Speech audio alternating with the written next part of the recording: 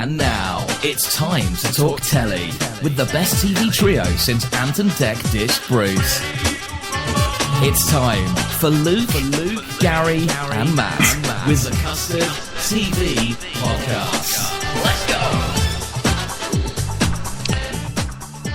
I also love this theme tune and could leave it running for the full 2 minutes and 20 seconds of its remainder, but then that cuts down the amount of time that you get to listen to me and Matt talking about the best and the worst of this week's TV. So there you are. I'll just fade that down and then out so that you can continue to listen to us. Good evening and welcome to the Custard TV Podcast. Now, before we go any further, I think it's only fair. Matt joins us here. Good evening, Matt. Good evening, Gary. How are you? I think we ought to very well. I think we ought to explain the absence of one Mr. Custard. That's Luke to you and I. He's in a bit of a huff. He claims he's got the flu, which we all know probably isn't true. But do you want to explain what happened on Twitter earlier in the week, Matt? Well, yeah. I mean, last week, obviously, people who listen to the podcast on a regular basis will hear me and Luke had differing views on Complicit, the Channel 4 spy drama, and then Gary saw it. Was it Saturday, Gary, you watched it? Yes, I watched it all on Saturday morning, yeah. On Saturday morning, and you tweeted that I was right. Yeah. I don't know if you want to expand on that and tell us what you thought. Luke's main complaint was that Complicit was very slow, and that even though he'd watched it on his DVR, there were too many adverts. And I completely disagree. I don't think it was slow. It was deliberate. There was not a lot of action, but there was an awful lot of plot. It was very well written, very well acted, and very, very good. I can't say much more than that. No. So you were right, and Luke was wrong, and he's decided to not appear this week because of that. So I kind of almost don't want to press the Twitter button, but I suppose we ought to. If I press it now, and then we can, tell each other, tell the audience what our Twitter handles are. Yeah, tell each other, because there could be no one listening. Hold on. Follow us on Twitter at Luke Custard TV and at The Gary Show. And it's at Matt's TV Bites. I chose the wrong Twitter contact thing because I'm not used to doing the show bits, so I chose the one that reads out Luke's. I'm really sorry about that. But yes, you can follow us on Twitter. I mean, you can follow Luke and you can tell him what you thought of Complicit, and maybe he won't talk to you for a few days, if you're feeling lucky. On to our normal process of telling you what's going on in the world of television. But before I do that, very briefly, I should plug the website, which is www.thecustardtv.com. You can go on there and you can find Matt's reviews, Luke's reviews, my one review, and You've Matt's done more weekly than column. One, Gary, I've done more than one, I think, haven't I? I've done more than one now. Two! Heavens to Murgatroyd, 2. I'm prolific. And you can read Matt's preview of the week's television, which goes up at the weekends, which is an excellent read. You can also follow us on Facebook by searching Custard TV Podcast. We tend to put things on there, links to news and comments and some pictures, that we find hilarious. We haven't yet created the Harlem Shake video that we've been promising. I've got no idea what that is, Gary. You've got no idea. After this podcast, Matt, why don't you go and type Harlem Shake into YouTube and enjoy yourself? It's passed me by, all this cultural, all this new vandals. I'm just catching up on Gangnam Style, so... Really? Well, in about 6 months, when you've caught up on Gangnam Style and you've realised that's passé, check out Harlem Shake. It's like with you and TV box sets. Well, that's true. Yeah, yeah. I'll go back to it 6 months later. Because I've now caught up. I've now watched Silk and finished Silk and Seinfeld. I'm running out. I need. How are you doing with Utopia? Haven't started that yet? Yeah. Let's move on from that. I'll get there eventually, he says. Firstly, though, we ought to talk about a little bit of news that's going on in TV world, for which I shall hand over to the man with more T's in his name than Ulysses, Matt. Okay, we'll start. There's news this week that BBC Three are doing a very quick turnaround on a Oscar if I can say his name, Oscar Pistorius. I'm just glad that you had to write this part of the document, not me, because I've got no idea how to spell it. I think that's how to say it. It's going right. to be, I think it's Rick Edwards, who I once actually literally bumped into. I think that was at the Homeland screening. The E4 guy. He's the E4 guy, yeah. Or T4, wherever it was. Yeah, T4, E4, all the fours. He's a four, man. And basically, I think he's going out to South Africa to do a whole documentary on, obviously, Oscar Pistorius. allegedly killing his girlfriend. Well, I don't think you used to need to use the word allegedly in the fact that he was the one that shot the gun that killed his girlfriend. I think we're establishing is did he mean it? Yeah. Is it murder or manslaughter? I read today as well, this is slightly unrelated to television, I read today his brother, who is helping him in his custodial trial, is also under investigation for killing someone. Oh, okay. Yeah. Great family Christmas, then. Yeah. Well, perhaps they'll get adjoining jail cells, who knows? Allegedly. Yeah. Anyway, and that's going to air. I'm not quite sure when that's going to air yet, but that's been announced this week, and it'll be on, I'm assuming, in the next couple of weeks. Why do we think BBC Three is the best place to put this on? Maybe it appeals to sort of the young demographic. I don't know. I'm not 100% sure. I would have thought Channel 4 to follow up on their sort of Paralympics thing, you know. But I don't know, honestly. But that's who's going to do it. Maybe Channel 4 will probably do one as well, won't they? Yeah. Okay, moving on. David Walliams this week tweeted that Britain's Got Talent's going to return to TV on the 13th of April. I don't know if this means that the Voice will be coming back around that. Yeah, that's due to be announced soon. We've had a few pictures. If you've been on the internet and you're on Twitter, you've had a few pictures and things about people. There's been there's been a lot of dog acts this year, or a lot of animal acts. What on the Voice? No, on Britain. Right. That'd be quite good. That's a way to make the Voice different. No, on Britain's Got Talent, but I have seen a few retweets from people saying, great, who obviously went to the audience or went to the audition, saying you've got to watch out for this one. So, yeah. The Voice. I don't know. I mean, there's been some rumours because there's been a few, not famous people on the Voice. I suppose it's infamous people. I don't know. A woman who was at the Olympics in the Olympic team has been on there, and there was someone else. There was another singer who used to be in a band who was on there. Oh yeah. Oh, who was it? One of Hearsay. Yeah, one of Hearsay went in there. Is it Danny? Danny, yeah. I think Danny went on, but with no idea whether they're going through. But of course. Sorry, go on. No, I was going to say if last year's The Voice was anything to go by, the good singers go out anyway. So yeah. You're still bitter, aren't you? Indeed. But last year, as we know, the date for Britain's Got Talent got moved forward. Yes. Because The Voice was starting and they wanted to go head to head. I wonder now if The Voice will start before, if Britain's Got Talent will move. Because like last year, The Voice sort of took that race, didn't it, and headed up, and then Britain's Got Talent did really well. I mean, the Britain's Got Talent thing, I'm assuming, is going to replace Ant and Dec's Saturday Night Takeaway. Yeah, probably. Because ITV are also starting The Cube again next week. Yeah, they are. Yeah, that's true. So I'm assuming they're going to keep that running. And of course, I know Britain's Got Talent is recorded for at least the first 8 episodes. When you're doing for those sort of things. But it'll be strange to see Ant and Dec on too many times. So I assume it will replace that, and we'll find out what's going on. I think that'll probably be the case. Also, we're talking about the Voice. Obviously, one of 5 was on The Voice last year, Scott, and they are now on the big reunion. And it's just been announced this week that Blue are the latest group to be added to the big reunion. However, I think they're still together, or they sort of. Well, yeah. I mean, no, I think they were dropped by their record label, like a number of them, because they hadn't produced anything, since Top Down.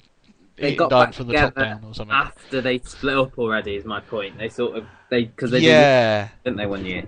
What's interesting is another podcast that I listen to is a Tottenham Hotspur podcast, which Anthony Costa does. Oh yeah, and he's a big, huge Spurs fan, and it's going to be interesting because he's kind of not necessarily made a life for himself outside of Blue, but I think they've all kind of moved on a bit. Well, now. I think that's the point of the big reunion. All the groups, something, and that's the point, and they're getting back. A lot of them seem to have just given up and just are now just with the families. They're not doing much. Yeah.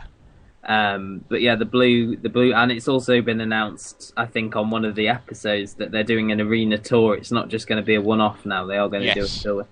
I think today BBC have announced the cast for the new Three Musketeers, the Musketeers drama that they're planning, which won't be on until 2014.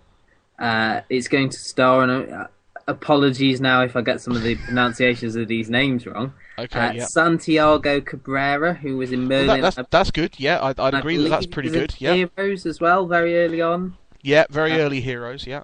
Luke Pasqualino, we'll go with that. who was that'll do. the second lot of the Skins cast, and Tom Burke, who was No, stop you there. You got that totally wrong. Oh, okay, sorry. It's Tom Bouquet. Yeah, sorry. Okay. The other two you were fine on, but this one was terrible. The Hour, he was the rival producer from ITV on the last series of The Hour. Oh yeah, he was pretty good. And also, who was another actor who's in the last series of The Hour, Peter Capaldi, will also be in the Musketeers as the Cardinal. That is genius casting, because the Cardinal in the Three Musketeers is a horrible character. And I reckon Peter Capaldi is going to ham that up good and proper. It should be good, and it's by one of the co-creators of Primeval, so I'm assuming it's going to be on Saturday nights. Yeah. Or maybe Sundays, I'm not sure. I mean, this might be kind of like, I know the BBC have announced they're doing an Atlantis drama, which is supposed to be like the Merlin replacement. Yeah. Maybe this will be like the Atlantis Merlin, fit as well. This could be a good Saturday night.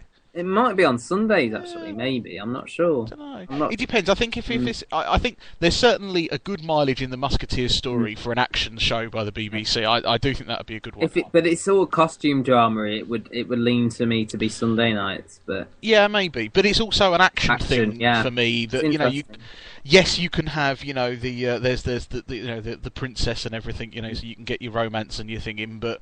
And also, I suppose the problem is you've got your Three Musketeers. Who's going to be D'Artagnan?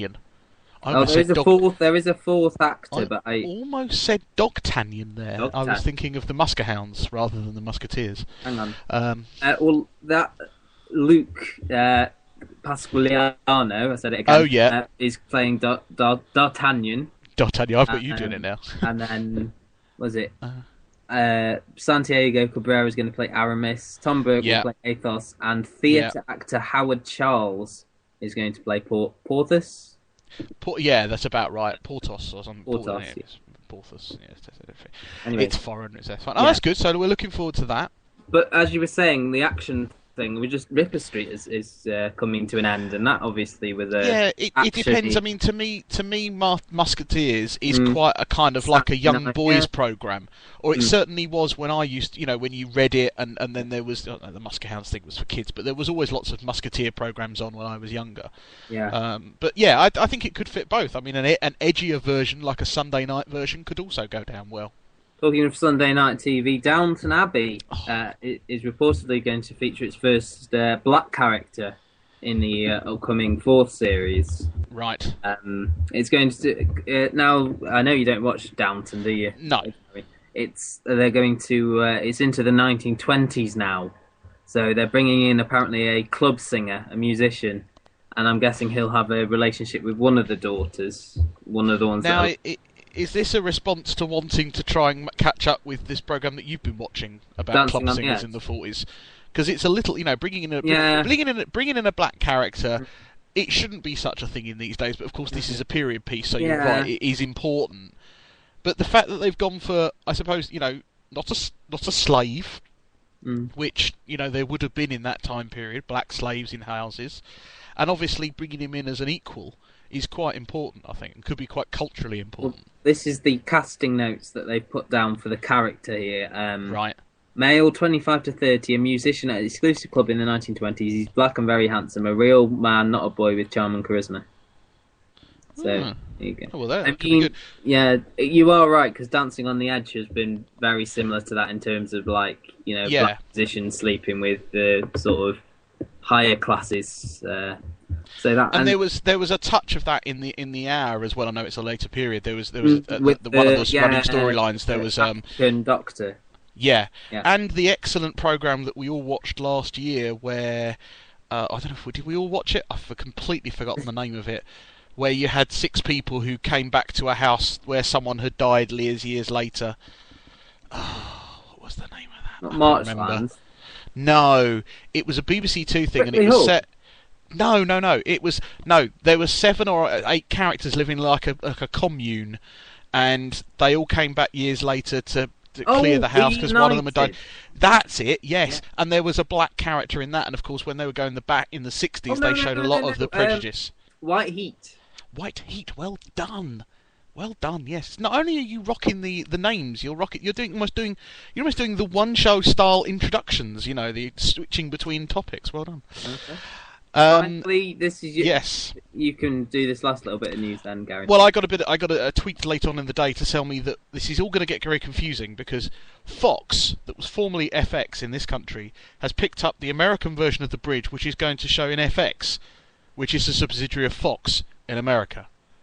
Well done if you followed that. You almost deserve some sort of medal, dear listener. But it means that, and I don't know, there's no idea of when it's going to be shown because obviously it's yet to be filmed in its entirety. I think the pilot might have been done, but I noticed as well there was an awful lot of casting news in America this week. This must be the week when, obviously, because there's pilots due. There are obviously a lot of casting and a lot of pilots are being shot right now. That will then be shown in May to then be shown to the executives to then be broadcasted later in the year. The American TV process is very formulaic. It follows the same pattern every year, whereas in Britain, I think stuff is created a year round. In America, it's really only one time a year that new stuff comes around. Most new, certainly the sort of network stuff, the cable stuff, is a bit different. But yeah, I mean, as you say, there's been a lot of American talk of casting, as you say, and there's a lot of. I was reading. A lot of UK sitcoms are being remade for the next season. Yeah, that's right. Spy, the Sky one, Pulling, the one BBC Three one. Sharon Horgan one, Horgan, I believe will be starring Mandy Moore in the. I've seen Mandy Moore in Scrubs, and she was not bad actually. I'd have to say that wasn't the world's worst casting. She's not playing Sharon Horgan's character; she's playing one of the sort of right. One, so that makes sense. The friend, as it were. And so that's quite good. Gavin and Stacey is going to be made into one. Yeah. I think it's called Friends and Family. I think they're calling the Gavin and Stacey US. Anyway, if you want to see a picture of the US version of The Bridge, you can go onto the Facebook group. Oh, yeah, of course. Yes, well, I've got a nice plug there. Right, moving on to the ever-popular review section, and I can hear you whooping in the background, dear listener, as we talk about some of the shows that we've watched over the last week and a bit. First off, a little taster. See what I did there? Of the Fried Chicken Shop programme that showed on Channel 4 last week. The reason it's only a taster is that Luke was particularly keen to talk about this one, and even though he's in a mood with us and not talking to us, we'll be slightly gracious to the fact that we're broadcasting under his name and let him talk about that. But it was quite good. It was more of a docu-soap thing. It was basically they put a camera inside a chicken shop in Camden, right by a number of nightclubs, and as you can imagine, they focused mostly on the drunk idiots coming in at night and going, "I want chicken." Well, it's a lot of the programs they do now. They just put cameras in places, don't they? Like Educating Essex and the hotel that's just finished. I saw on Twitter someone called this. I can't take credit for this joke, but I quite liked it. 24 hours in KFC. Which that's good. I like that. Yeah, that's a good idea. One fried every minute. That's not quite as good. It was interesting. What was probably more interesting than obviously the fact that you got to see all the people. Sorry, I've just come up with another pun, but you go ahead. Go on. No, go on. Every fillet would be a better one. Oh yeah, one born every fillet. That's good. Oh, tweet that quick. And it was the more interesting parts were probably to do with the interviewing the shop staff, because obviously they run like franchises, these things. So I think it was. They did what's it, Undercover Boss on one of the shops where they were franchised. I remember that. And I came out feeling kind of sorry for the people that worked there because they didn't quite get abused, but there wasn't a lot of nicety. It was a lot of, right, I'll have two of them, one of them, and get on with it. It must be. I mean, people always say that working at McDonald's is a terrible job. I don't think it is, but I do think the kind of people you come across in those kind of places probably aren't the world's greatest.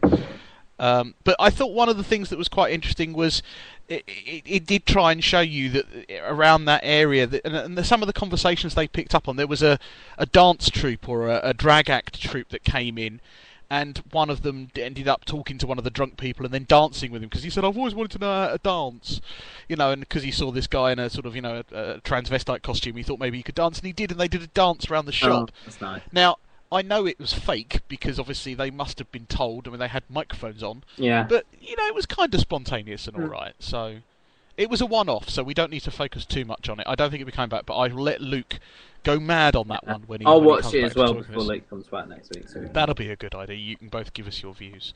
The return of Saturday Night Takeaway, more food, was this Saturday. Ant and Dec back after, was it 5 years, 6 years? Yeah, sorry about that. Go on. What did they say? They did say on there, didn't they? I think it was something like 6. Well, I thought they said 4 years. It could be 4 years, although to be fair, when we talk about Little Ant and Dec, I think it was more. Yeah. They did lampoon your favourite dog washing ITV thing. Oh yeah, I really like that. That was one of my I thought of you. I was going to tweet you, but I didn't have my computer on when I was watching it. But I thought, and the whole thing with Robbie Williams was quite good. They were very interactive. The whole thing has very much a very polished feel now. I know the early Saturday Night Takeaways were quite archaic. Can't say that word. There you go. Yeah, yes. 2009 was the last series. Oh, well, there you are. So sort of three seasons ago. Didn't really feel like they'd been away for that long. My only complaint was the competitions were too simple. Yeah, I wasn't a fan of the thing with all the tweets. No, that was really silly. How do you remember what you said in a tweet yourself? Yeah. I could almost, sort of like, if it was about a celebrity and you had to guess the missing word, then there was an element of guessing or skill. But remembering what you said was a bit. And I've never really liked the advert game because, again, it's simple knowledge. It's not general knowledge. It's really simple knowledge. Think the bits that worked were the Ant versus Dec game. The Apprentice thing, finding the new little Ant. That was and genius. I quite enjoyed the thing with Louis Walsh as well, because I like anything where Louis Walsh gets to make a fool of himself. Yeah, that was a bit Noel's House Party, but there's nothing wrong with that in 2013. And I always think the thing with the guest this week with Robbie Williams at the end is always a bit Morecambe and Wisey, where they always go, no, I don't want you to help me. Yeah. I don't want you guesting on with the thing, and you still, you know they're going to be on it. But yeah, I love the joke with the dog. I thought that was genius. I think that was one of the best things about it.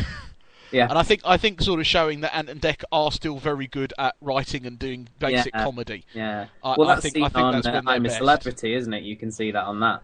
Yeah. What I thought was quite interesting is, of course, we saw the return to television of Ashley Williams. What's her name? Not really, because she's on Thingy, isn't she? She is, but it was being reunited with Dec. Yeah. Was it Ant or Dec? I still don't know which one's which. I should learn. Dec. Yeah, Dec. Ant's the one with the big head. Dec is the single one, and they go on about that an awful lot. And then they did the joke that when she came on, that she chatted to him, and then Ant's going, "Hello, I'm here," ignoring me. Is it Kirsty Gallagher? Yes. Used to do that bit, and she's replaced her now. I think that's quite a good move, and obviously quite topical. So, obviously, again, ITV quite high on Ashley Roberts at the moment. Well, that's right. And the Ant versus Dec thing, again, very Noel's House Party, very game for a laugh, I think, sort of thing, and there was all these sort of things, celebrity challenge and things like that. But when they bring it all together, I think it's very watchable. It's on at the right time, and I think as they go forward, they get good guests, and obviously the Little Ant and Dec. And I think the Little Ant and Dec thing was brilliantly done. When obviously the original Little Ant and Dec are now in their late teens, and are both grown up, and as they quite pointed out, both taller than the original Ant and Dec, which I think was quite good. I like that gag. That was a good gag. But that's what it is. It is a bit like House Party and all those old programs. That's what the charm of it. Charm. But charm. Ding ding ding ding ding. But that's what makes it work, and I think if you've got two amiable hosts like Ant and Dec, they can make most things work. But I just think the tweet thing was put in by some producer who said, everyone's on Twitter now, we better do something with Twitter. Yeah. It's the sort of thing that I was doing on a podcast 5 years ago or 4 years ago, like a Twitter competition, or a Twitter thing. It's like what we do with the social network. You've got to be involved with this, but they've kind of, I think hopefully they'll refine that, or perhaps they will, find another game to do. But then we ITV competitions have been a bit salubrious and a bit litigious in the past with their problems. So maybe they're sticking with something simple because they know it won't affect anything. I think Ant and Dec were the ones that originally got done, didn't they? Because of it was all of ITV, wasn't it? I think. Yeah. Game shows in general. Maybe there's just a policy with ITV game shows that says you can't do anything. Moving away from the world of game shows to the world of mysterious supernatural drama. See, there's not much of a one-show link there. 666 Park Avenue started last week. It's a supernatural drama about a building in Park Avenue. There's actually 999 Park Avenue. Don't ask me why then it becomes 666. I don't quite bit that out from the other way around. I suppose the other way around, yeah. It stars going to use the word John Locke from Lost, because then more people will know who I'm talking about than if I gave his real name. You know. Well, no. And Vanessa Williams, who was in Ugly Betty. They are the owners of the buildings, and there's quite a supernatural feeling to it. Basically, a new couple move in to run the building, or be the building managers or the supervisors, and they slowly get to work out that the guests and some of the things are not as they seem. A guy whose wife was killed recently is asked to do a deed for John Locke's boss's character, and in return, his wife is returned to him. And there were various interesting little plots, things like that. I'm not going to continue with this show purely because I know it's been cancelled and there's quite a lot of other good stuff on and coming up, which we'll come up to. But it was watchable. I mean, I think that's the thing. It was watchable, and I think if you like that kind of thing, or if you're missing that kind of drama, ITV2 are showing this. I think they're showing it 3 times a week on repeats. Wow. And obviously you can get it on the ITV player. It's not a bad little show. Probably the only problem is by the time you get into it, it's going to be cancelled. Yeah, which is another thing. The nature of the American TV cycle, isn't it? Really, indeed. But very watchable, very, very, very good, and just maybe again I'll get the box set at some point and see it at a later date.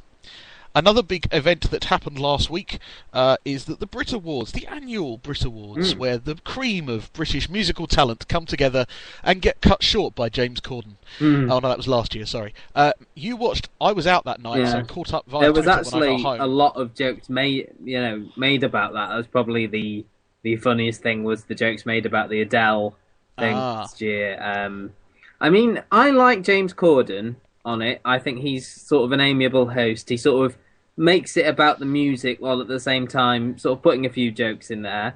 I like how he goes round the tables of the people, sits down and talks to them rather than... Yeah, that was something they introduced a couple of years ago, wasn't it? I don't know if it was him or whether it was someone else did it. I think it's it. I think it was him, wasn't it? Third year in charge. They obviously like him, they like him as a host. Wasn't there quite a few rumours that he wasn't well and wouldn't be doing it on the night? I think we even made that joke here on this show about Luke. Yeah. I mean, some people will turn up even when they've got the flu. Well, that's right. Yeah. If you're listening, which I'm sure. Anyway, and I do really, in terms of, I mean, there wasn't that big sort of incident that you normally, like you said about the Adele thing last year. There wasn't a big incident. I think a lot of people put on Twitter that nothing happened. Mm-hmm. There was also not a Lifetime Achievement Award this year. Oh, right. That's usually a good thing because you get like an old group doing some of their hits. Blur last year and Pet Shop Boys years before that. And also I find now, and I put this on Twitter, that there's a lot of like young male singers who won awards who are just came across as very dull and no personality. I mean, a lot of people tweeting about the guy that won the new best comer and and the newcomer with blonde hair. I don't even know his name. Performance-wise, the best performance actually was at the top of the show from Muse. Well, that was the thing. You see, I saw Muse's performance and I kind of went after that. Well, no one's really going to beat that. No. I mean, there wasn't any. That was the problem. Big performances, sometimes you've had the collaborations in the past. There was none of that this year. No. And then I stopped watching at the point that they created a whole new award for One Direction to win, which was the Global Success.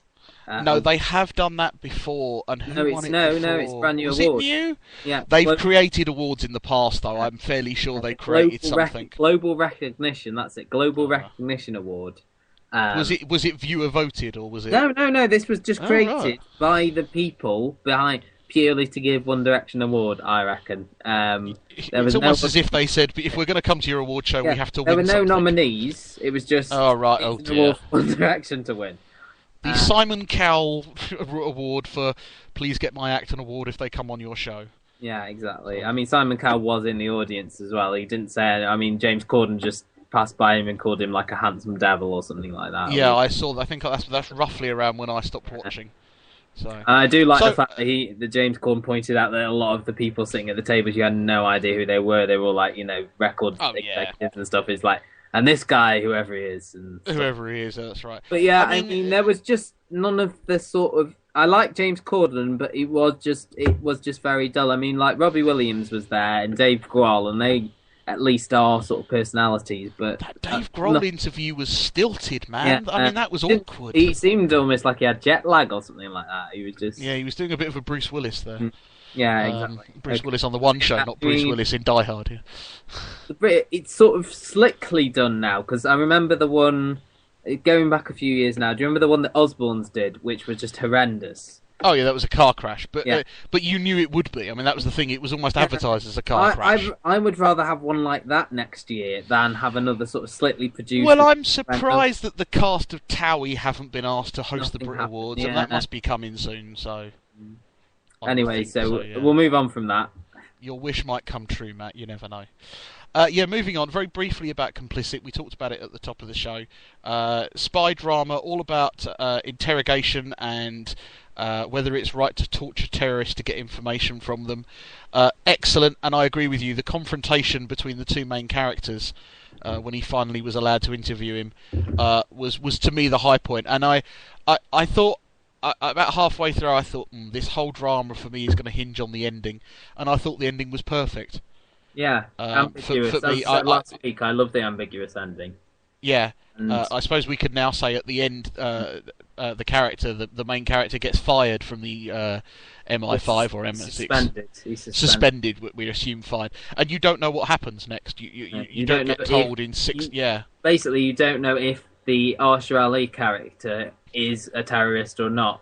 Has he planned? Has he fooled everyone into thinking he's innocent so he can go through with this plot, or was he just an innocent all along and just I don't think that in the end of the day, I don't think that really matters whether he. I think the main thing was that once he got out of the country and back home, he was able to run this rule of I'm British and everything, and it did really kind of re-emphasise that whole point of torture.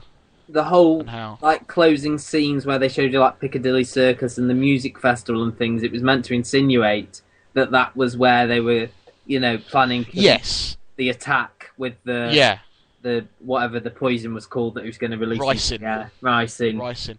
But I think the main thing was how cleverly it was done, and I think the character, the guy that he was the handler, the government liaison over in Russell Beale's character. Yeah, I really thought that was good because I didn't like him from the minute I met him, but that was perfect for that role because he was there to stop you and get in your way. Yeah. So I'm sorry, Luke. Once again, no apologies. I really liked that. Before we went on air last week, we talked about Black Mirror, and I know that Matt has seen all 3 of them, but I'd only seen 1, and last week I saw episode 2. I have to say I was blown away by White Bear and the complexity, and I loved it. Absolutely loved it.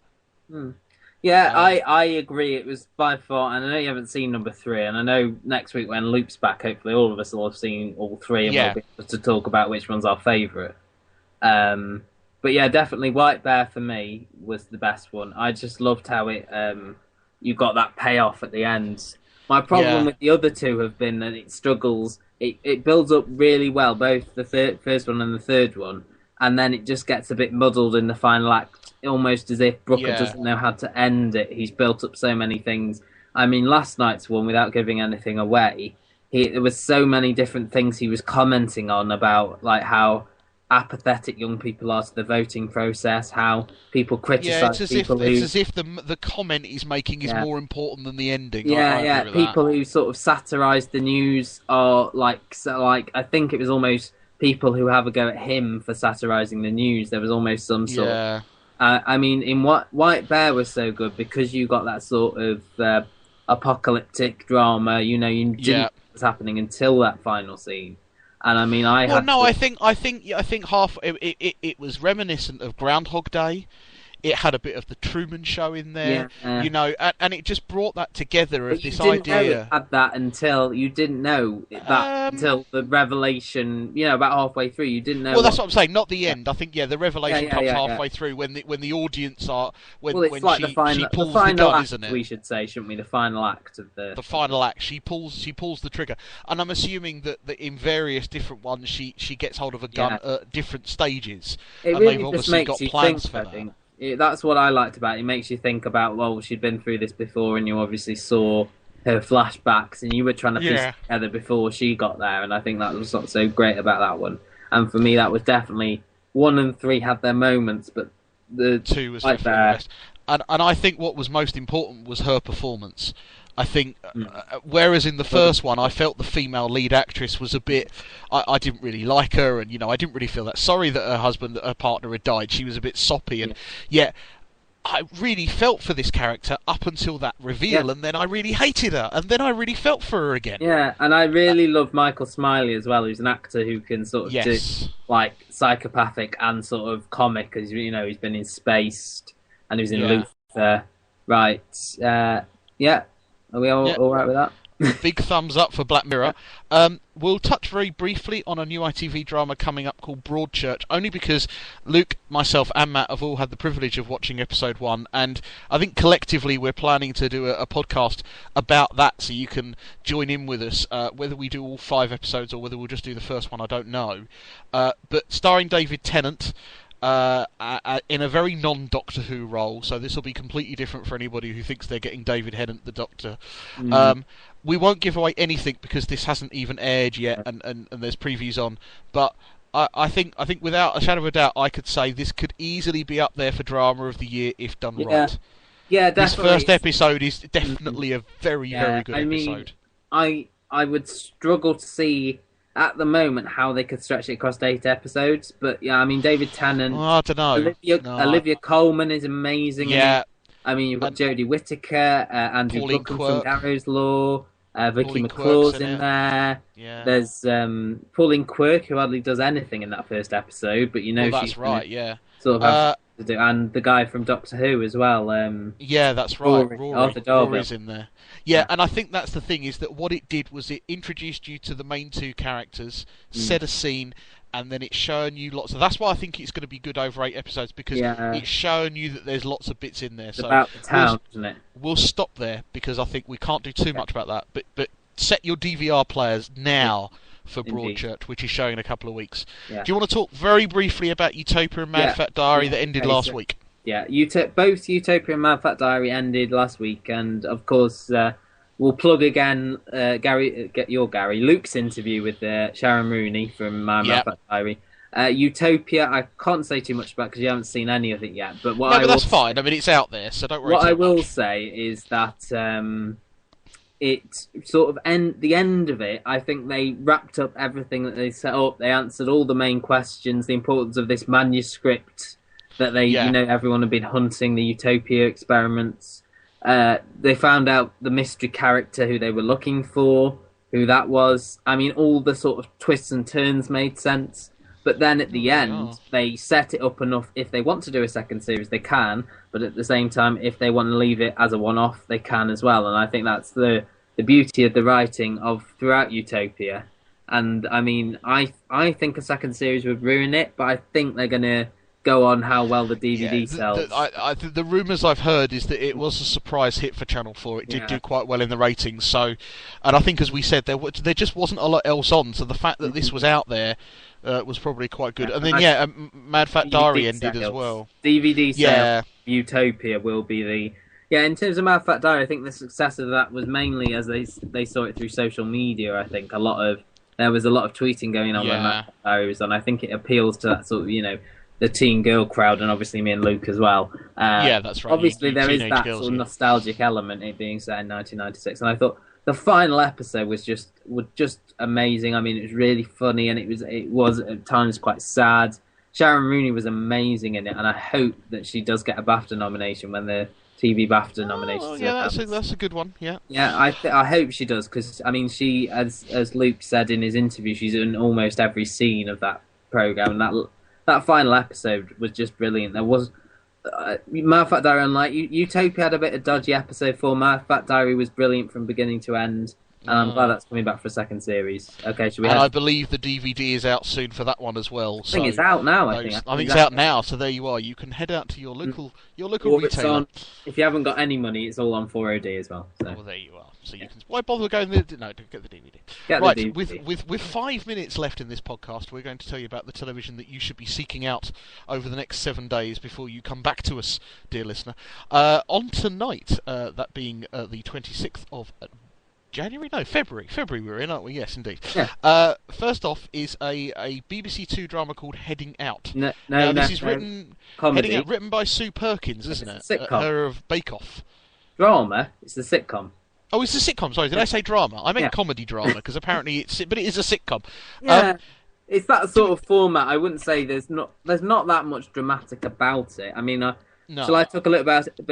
Yeah, a little bit about it. I know a little bit. Basically, she plays a vet, not very convincingly, I have to say, who is celebrating her 40th birthday but still hasn't come out to her parents. That's basically the plot of it. I mean, Sue Perkins, basically, like Simon Amstel in Grandma's House, isn't the greatest actress in the world, but it's got a certain I don't want to say charm again, but it's likable and there's some good actors in there, and Nicola Walker's in there from Spooks and Last Tango in Halifax, and Joe Scanlon from The Thick of It is in there as well. It's got promise. Shows promise. Anyway, I'm going to watch the first one, but I mean, you use the word Grandma's House, which I mean, I think you'll have an issue with it, much Gary. I think it might rub you up the wrong way. Oh, okay. Well, there we go. Oh dear. So there you are. Prediction. Also returning tonight for its 11th and final series, the very popular Shameless on Channel 4. Now, Luke is probably the Shameless aficionado amongst us, is that right? I've never watched it all that deeply. No, it didn't appeal to me. I watched the first episode of the US Shameless for review purposes and was cringing at how bad that was. If you're a fan of it, then it is, as I say, it is coming back for a kind of a nostalgic last hurrah. Couple of new ITV shows starting on Wednesday. One is Food Glorious Food that we talked about last week, hosted by Carol Vorderman and Lloyd Grossman. And I've seen it, and I'll give you my thoughts on it next week. I've got a lot of issues with Food Glorious Food. Oh, well, that's on my recording list for this week, so that I can talk about it. But a rant, I think, is going to come up with Food Glorious Food, especially the final contestants. I just had a real problem. Are we going to get one of those reviews on the website that gets lots of nasty comments? Possibly. Brilliant. I look forward to those. And also this week starting is a drama called Lightfields, starring the bloke out of the BT adverts, and I've forgotten his name. No, his name is Chris Marshall. The other bloke Chris from the BT Marshall adverts was in Blue in the one last night, the Black Mirror thing. The one he's in at the moment. Daniel Rigby. Oh yes, of course. Yes, he played the character, didn't he? Lightfields. I've seen this, so shall I just have a quick? Go on, have a stab. You remember Marchlands? I think it was 2 years ago now. Yeah. Basically, again, it's an abode over 3 different timelines: the 40s, the 70s, and the present day. There's characters that link all of this, and obviously there's sort of a spooky element of like a character who's died but hasn't quite left. I mean, I've seen the first one that shows promise. I think the 70s era is my favourite at the moment. Old Carla Crone popping up again. You know, who's in Miss Murder and all of those in the 70s section. As Chris Marshall, as you say, there's a couple of other familiar faces. Sophie Thompson's there. Jill Halfpenny from who used to be in EastEnders. So there's a few in there. So there's something to look at there, and we'll talk about that a bit more next week. Also returning on Wednesday at the same time, 9:00, is Robert Winston's. It's not even a drama; it's a documentary called "Child of Our Time." Again, Luke is kind of the one that's been promoting this. I don't think either of you or I saw the previous one, did we? I've seen bits and bobs of it here or there. I mean, it's been on and off since the 2000s, hasn't it? Where it started with these children being born, and now obviously they're getting to their teenage years now, getting to 2013. So this is like that kind of that 50, 40 up, 50 up, 70 up. These are going back over people that they've looked at before. I think they're more often than every 7 years. I think. We have 1 minute left and 2 dramas, so 30 seconds on each. Tell us about Mary and Martha. Yeah. It's the drama, BBC One, 8:30 Friday. Basically, it's sort of Richard Curtis has written it. It's part of the comic relief appeal to buy these malaria nets. It's about two women who go to Africa, and I think one of their children dies of malaria. So it's a very sort of emotionally manipulative film. Not one that I've seen yet, but I'm going to watch it and give it a go. And now you've got 20 seconds on May Day. 20 seconds on May Day. May Day is going to be on every night from Sunday to Thursday next week. It's about a girl who goes missing, a small town. There's a lot of suspects who might have a disappearance. There we go. There we go. Well, thank you very much for listening. Visit the website, find us on Facebook. Goodbye, and thank you for listening, ladies and gentlemen. Bye. Oh, I think we're still recording.